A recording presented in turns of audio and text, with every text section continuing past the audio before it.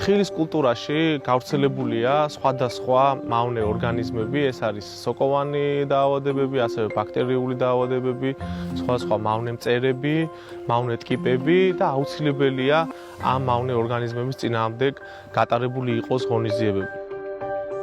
ეხლა ვიმყოფებით აბაშის მუნიციპალიტეტის სოფელ 1 მაისში და ამ კონკრეტულ თხილის ბაღში არ არის შეწამლითი ღონისძიებები ჩატარებული პესტიციდებით და უკვე თვალნათლივ ჩანს სცენარის ფოთოლზე სოკოს ნამოქმედარი და ის თეთრი ფიფქი, რომლითაც დაფარულია თითქმის ყველა ფოთოლი და ყველა მცენარე ამ ბაღში.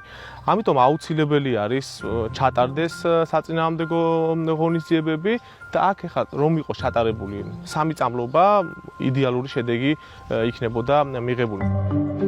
5 წამლობითაც კი ესეთი კომპლექსური ღონისძიებებით ჩვენ გვექნება ძალიან კარგი შედეგი. ამიტომ აუცილებელია თითოეულმა ფერმერმა, ვინც დაკავებულია ამ საქმით, გაატაროს შესაბამისი დაცვითი ღონისძიებები თავის ბაღში.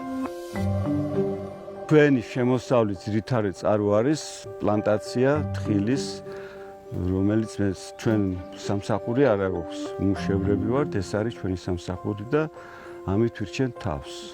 ჩვენ თებერვლიდან თელმა სოფელმა დავიწყეთ აი ნაცართან, სიდამპლესთან და ხეების გასუფთავება. ამასთან ღონისძიებები თებერვლის 25-დან. ბევრმა 4-ჯერ, 5-ჯერ შეწამლა. თხილის მოსავლის აღების შემდეგ უნდა მოხდეს გამოსხულები, უნდა მოხდეს აი ეს ფიჩხების ნაგროვის ინის გამოტანა და ხეები უნდა შეიწამლოს მძაღეზე. აი დააკვირდით ხეს, რა ხდება. და მე მოუწოდებ ფერმერს, რომ ტირით და მძაღედ არის ასეთი რამ, რომელიც ასუფთავებს ხეს და ხდება გასუფთავება ხის მცენარის.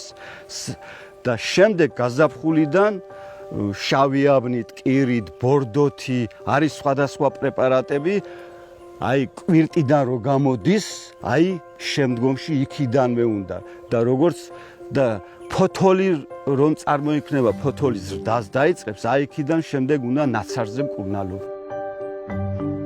და მე მოუწოდებ ყველა ფერმერს, ყველას რომ ჩაერთოს და შეწამლოს. შეიწამლება უკეთესი მოსავალი იქნება და ეს აიხსახება როგორც ჩვენ ჯიბეებზე, ასევე სახელმწიფოზე.